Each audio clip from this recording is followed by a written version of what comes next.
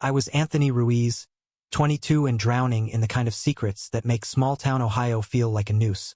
That night in late September, the air hung heavy with the scent of wet asphalt and regret, the kind that seeps into your bones after a party you never wanted to go to. My best friend Jake had dragged me to his family's lake house bash, some half-ass celebration of his folks' divorce anniversary, because apparently that's how the Millers rolled in this godforsaken corner of the Midwest. Jake's dad, Mark, was the quiet type, the one who fixed engines and grilled burgers without fanfare, his broad shoulders filling out flannel shirts like they were made for him.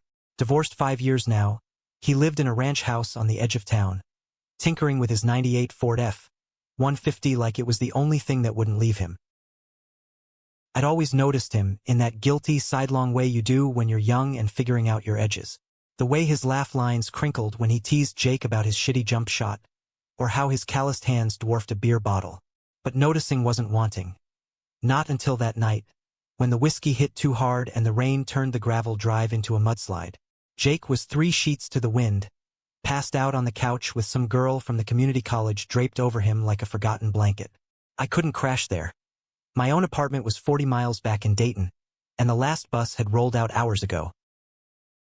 "You need a lift, Aunt?" Mark had appeared in the doorway, keys jingling in his pocket, his voice steady as the oak trees lining the property. Rain dripped from the eaves, pooling at our feet. I nodded, mumbling something about not wanting to impose, but he waved it off with that easy grin. "Jake's kid brother from another mister. Least I can do." We piled into the truck, the cab smelling of leather and motor oil, the heater blasting warm against the chill seeping through my soaked jeans. The first 20 minutes were small talk. College sucking the life out of me, Jake's latest dumbass stunt with his dirt bike, the Packers' shot at the playoffs. Mark drove with one hand on the wheel, the other resting on the gear shift, his wedding ring 10 line a faint ghost on his finger. I stole glances at the dashboard glow etching shadows across his stubbled jaw, wondering if he ever felt as lost as I did. Coming out to my mom last spring had been a quiet war. Tears in the kitchen over cold coffee, her hugging me tight but whispering prayers under her breath.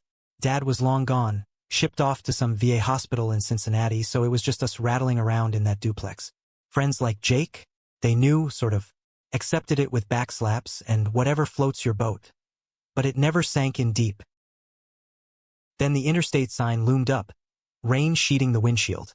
"Shit," Mark muttered, easing off the gas.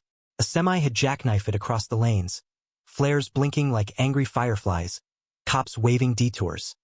He cursed under his breath, veering onto a county road that twisted through cornfields gone gold in the harvest moon. The truck bounced over potholes, headlights carving tunnels through the downpour. "This'll add an hour," he said, but there was no apology in it, just a resigned chuckle that made my chest tighten. That's when the hook dug in deeper. Silence stretched, broken only by the slap of wipers and the occasional crackle of static on the AM radio. I shifted in my seat, the vinyl creaking, and blurted out the first thing that clawed its way up. "You ever wonder if you're doing it all wrong? Like, the whole life thing?" It tumbled out raw, fueled by the booze and the isolation, the words hanging there like smoke. Mark's grip tightened on the wheel. He didn't look at me, just stared into the black ribbon of road unspooling ahead. "Every damn day, kid." His voice was gravel low, laced with something brittle. "Lost my wife to some bullshit cancer when Jake was 15. Thought I'd hold it together for him, be the rock. But rocks crack, Anthony. They just do." I swallowed hard, the cab suddenly too small, the air thick with unspoken weights. We'd veered so far off course, not just the highway, but into this territory where men like us didn't tread lightly. I wanted to ask more, to peel back the layers of that quiet fortitude, but fear clamped my throat. Instead, I stared at my hands, twisting the hem of my hoodie, the rain a relentless drumbeat on the roof. The detour spit us out onto a forgotten stretch along the Little Miami River, where the road hugged cliffs overgrown with sumac and wild grape. Mark killed the radio, letting the storm's symphony take over. "Pull over?" he asked, more to himself, spotting a gravel turnout with a view of the water churning below. The truck idled there, engine humming like a confession waiting to spill. He leaned back, rubbing his neck, the tendons standing out like cords under tan skin. "You remind me of me at your age," he said finally, turning to face me. His eyes, storm gray, flecked with gold, held mine without flinching. Scrappy, full of fire you don't know how to aim, but hiding it all behind that smile. Heat flooded my face, not from the heater. Yeah, well, smiling's easier than the alternative.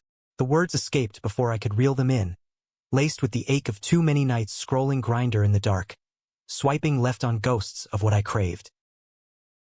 He nodded, slow, like he was piecing me together. The alternative's what makes it worth the fight. Pause heavy as the rain.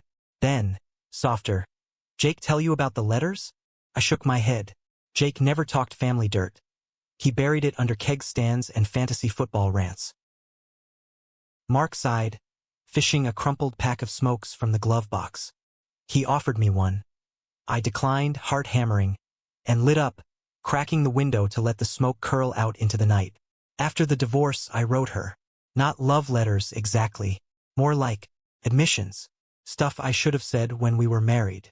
That I wasn't all in, not the way she deserved. That part of me was always elsewhere. He exhaled, the cherry glowing like a secret. She never read him. Burned him in the backyard one night, Jake said. But writing him freed something in me. My pulse thrummed in my ears. Elsewhere. The word hung there, electric. I thought of my own notebook, hidden under the mattress. Scrawled confessions to boys who'd never know.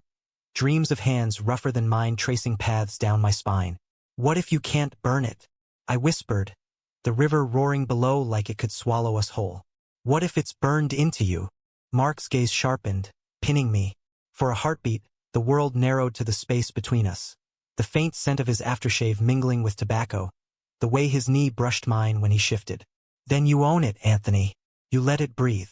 His hand moved, hesitant, landing on my shoulder. Warm, steady. Not paternal, not quite. Something deeper, a spark jumping the gap. I didn't pull away, couldn't. The touch lingered, thumb grazing my collarbone through the damp fabric, sending shivers that had nothing to do with the cold. Thunder rolled again, closer, and in its echo I leaned in just a fraction, testing the air. His breath hitched, eyes darkening, and for one suspended moment, the detour wasn't a mistake. It was inevitable. We didn't kiss then, not yet, but as he started the engine, guiding us back toward the highway's glow, I felt the shift, like tectonic plates grinding underfoot. The road home stretched long, but we'd already veered into uncharted territory, where lines blurred and hearts raced toward collision. The rest of the drive blurred into fragments. Mark's low laugh at my botched attempt at a dad joke, the way he cranked up Springsteen when Thunder Road crackled through the speakers, singing along in a baritone that rumbled through the cab. By the time we hit Dayton's outskirts, the rain had eased to a mist, streetlights haloing the wet pavement like halos for sinners. My apartment building loomed, a squat brick relic from the 70s, graffiti-tagged and flickering in the sodium glow. He pulled up curbside, engine idling. Safe travels through the wilds of academia, kid. But his eyes said more, lingering on my mouth a beat too long. Thanks, Mark, for everything. I fumbled for the door handle, pulse a wild drum. Stepping out felt like abandoning ship, the cool air slapping sense back into me. I turned, rain beating on my lashes, and added, letters sound therapeutic. Maybe I'll try that. He smiled, faint but real. Do it.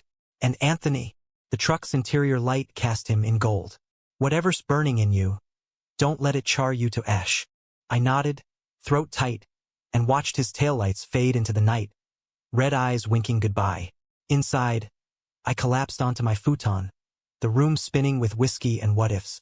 Sleep came fitful, dreams tangled with gray eyes and gravel roads, hands that promised more than they should. Days bled into weeks, autumn painting the campus in crimson and rust.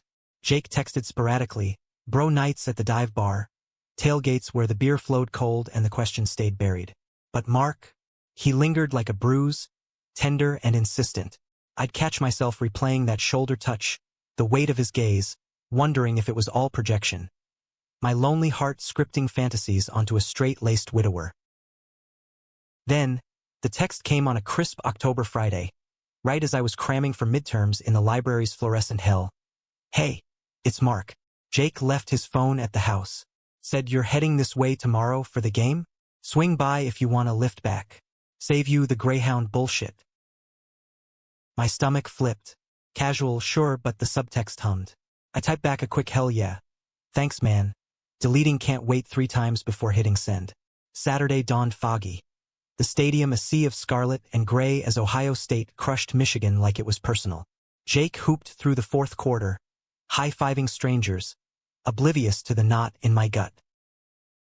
Post-game chaos spilled us into the parking lot, where Mark's truck idled like a beacon. He leaned against the tailgate, arms crossed over a Buckeyes hoodie, chatting with Jake about the fumble that sealed it. Seeing them side by side, father and son, both tall and broad, but Mark's quiet intensity a stark foil to Jake's bluster, twisted something in me. Guilt, desire, both tangled tight. The ride back started easy. Jake shotgun, blasting podcasts on true crime. Me in the back nursing a lukewarm beer from the cooler. But halfway in, Jake's snores filled the cab. He'd pounded one too many post-win shots. Mark glanced in the rearview, our eyes locking in the mirror. Rough one, he murmured, voice pitched low. I shrugged, playing it cool. Nah, just replaying plays in my head. I was replaying us. He nodded, taking the exit for the scenic route shorter with traffic, he claimed. The river gleamed below again, willows dipping toes in the current. This time, no rain, just the golden hour slanting through the pines. Jake stirred once, mumbled about pizza, then zonked out harder. Mark pulled into the same turnout, gravel crunching under tires. Stretch my legs, he said, killing the engine. You coming? The air outside was crisp, laced with leaf mold and water. We walked the overlooked trail, boots scuffing dirt, silence companionable at first. Then he stopped at a bench scarred with initials, overlooking the bend where the river foamed white. Wrote another letter last night, he said, hands in pockets. Not to her this time, to someone else. My heart stuttered. Yeah? Spill. He leaned on the railing, wind ruffling his hair. It's harder when they're alive, when you know it could blow up everything. A beat. You ever feel that? Like you're one wrong word from losing it all. Every day. But I said, with Jake, you mean? He'd kill me if he knew half the shit I think. Mark turned, close now, too close, the heat of him cutting the chill. Not Jake. Us. The word landed like a stone in still water, ripples spreading. His hand found mine, fingers lacing tentative, rough against smooth. That night in the rain, it wasn't just the detour, Anthony. It was you. I froze, breath shallow, the world tilting. His thumb stroked my knuckle, callous scraping skin, igniting nerves I didn't know I had. Mark.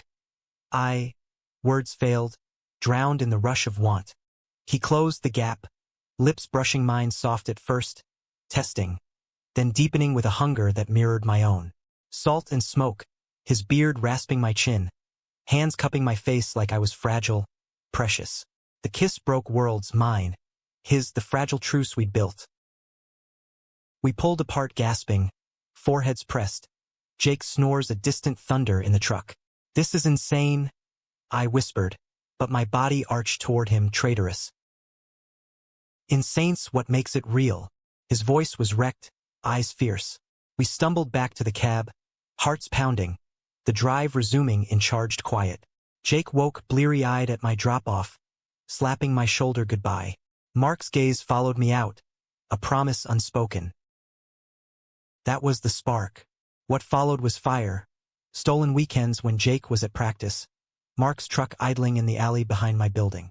Coffee runs turning into hours in dive diners. Knees brushing under formica tables. Nights tangled in his sheets. The ranch house a sanctuary of creaking floorboards and whispered truths. He was 45, body honed by manual labor. Pilot for a regional cargo line. Weekends wrenching on cars, scarred and strong. Teaching me patience with touches that unraveled me slow. I traced the tattoo on his bicep, a faded anchor from his Navy days, murmuring stories he'd never told Jake. About the shore leave in San Diego, the sailor who kissed him under palm trees, the shame that followed like a shadow. You're my anchor now, I'd say, half joking, but his eyes would soften, pulling me closer. It was messy, electric, Love in the margins where societal scripts frayed. We talked futures over takeout Chinese. Him admitting the closet's weight after years of straight passing for Jake's sake. Me, confessing the grinder ghosts, the fear of forever alone in a world that still side-eyed queerness. But fire burns hot, and embers catch. Jake started noticing. The lingering hugs at drop-offs, my flushed cheeks after hangouts. You and Dad tight now, huh? He'd tease, but his eyes narrowed, suspicion brewing. The betrayal hit like a sucker punch on a sleety November eve. I'd snuck to Mark's after a shift at the campus bookstore, snow dusting the windshield as we fogged the windows in the garage. Passion spent, we lay tangled on a sleeping bag amid toolboxes, his fingers carding my hair. We gotta tell him, Mark murmured, voice thick with afterglow. Can't keep this buried forever. I tensed.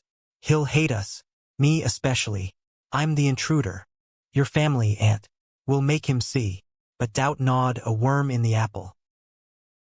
Fate, cruel bitch, forced the hand. Jake showed unannounced, key from his teen years still cutting. We heard the door slam too late.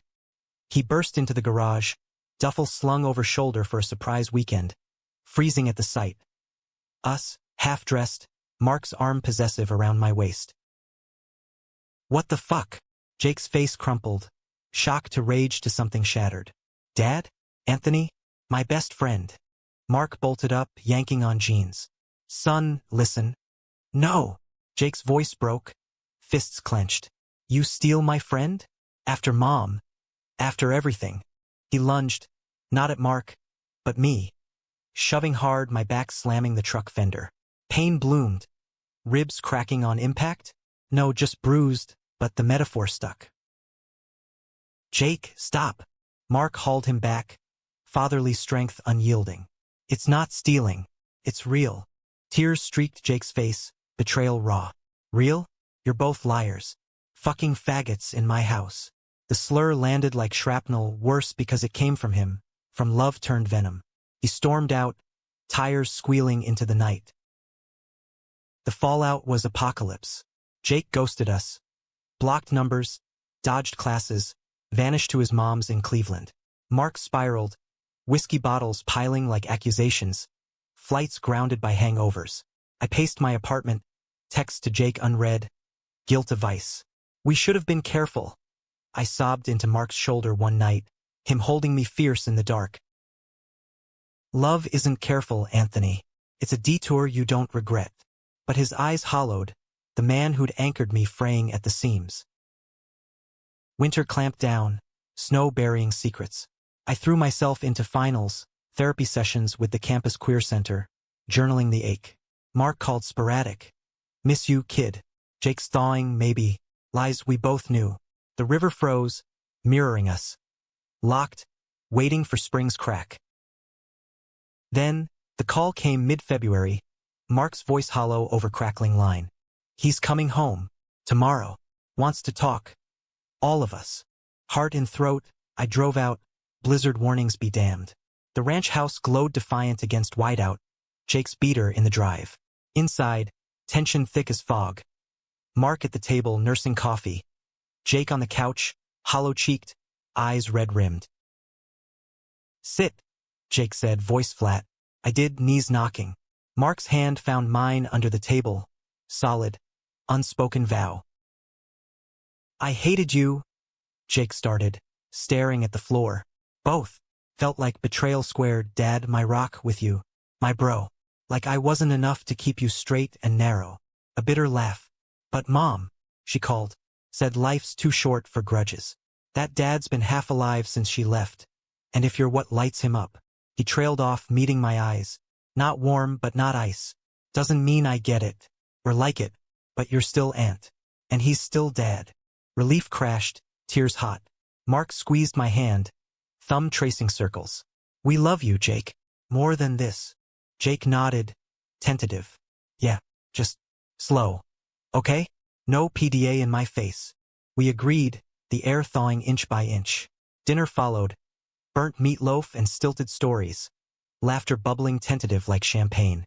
By night's end, hugs exchanged. Jake stiff but real, Mark's enveloping. Spring unfurled gentle, dogwoods blooming pink along the river. Mark and I navigated the new normal.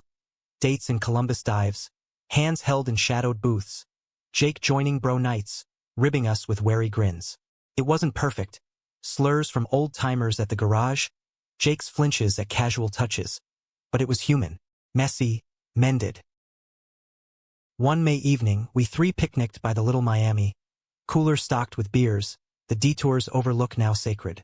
Jake cracked jokes, Mark's arm slung casual over my shoulders.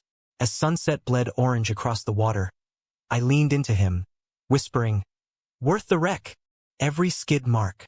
His kiss was soft, unhurried, Jake rolling his eyes but smiling faint. In the end, the road didn't straighten. It curved, detoured, demanded we steer true.